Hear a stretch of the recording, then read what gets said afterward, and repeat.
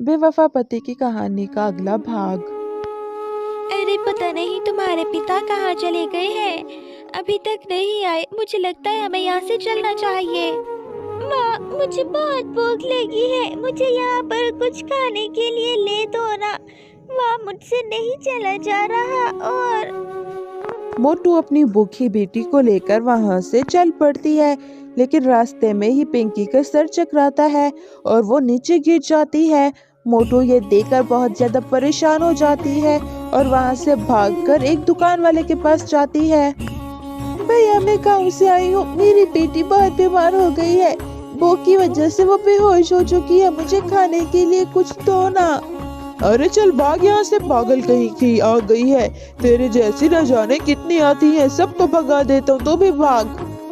ये तो मुझे पता है, अब जॉन जी वापस नहीं आएंगे, मुझे अपनी बेटी के लिए कुछ करना होगा, किसी के घर जाकर काम ढूंढती हूँ मैं। इतनी देर में उसे एक सुंदर सा घर नजर आता है और मोटू उस सुंदर घर के पास चली जाती है और दरवाजा खटखटाती है। वहाँ से पतलू नाम का लड़का बाहर आता है। देखिए, मेरी बेटी बहुत ज्यादा बीमार है, भूख की वजह से वो नीचे गिर चुकी है। क्या आपके घर में काम करने वाली नौकरानी है? अगर नहीं है तो प्लीज आप मुझे नौकरानी रख लो, उसके बदले में मुझे थोड़ा सा खाना और ये छत दे देना। अच्छा ठीक है, लेकिन आपकी बेटी कहाँ है? आप आ सकते हैं मेरे घर में और अपनी बेटी को भी साथ ले आए, मेरे घर में बहुत काम है और आप रह भी सकती हैं यहाँ पर। मोटू पतलू का घर देखकर हैरान हो जाती है। देखिए मोटू जी, इस घर को आप अपना घर समझो और यहाँ पर कोई काम वगैरह करने की भी जरूरत नहीं है, क्योंकि यहाँ पर पहले से ही एक नौकरानी आती है। मैं ऐसा करता हूँ कि पिंकी को उसका कमरा दिखा देता हूँ ताकि पिंकी भी आराम कर ले। इतनी देर में पतलू की नजर पिंकी के हाथ में बड़े कागज पर जाती है। अरे पिंकी बेटा, ये कागज किस चीज का है? दिखाओ जरा मुझे, आखिर इसमें क्या लिखा है? पिंकी बेटा, अंकल को दिखाओ कागज, इसमें क्या लिखा है? अरे इसमें तो डाइवोर्स लिखी है, ये तो डाइवोर्स पेपर्स है।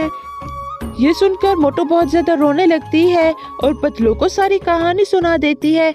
पतलू को कहानी सुनकर बहुत ज्यादा बुरा लगता है। जॉन जी, आपने मुझे ऐसे क्यों घर से निकाला? आप मुझे बताकर निकालते तो मैं अपने पिता के झोपड़े में चली जाती, वहीं पर सर छुपा सकती थी, या ऐसे ना रहना पड़ता मुझे।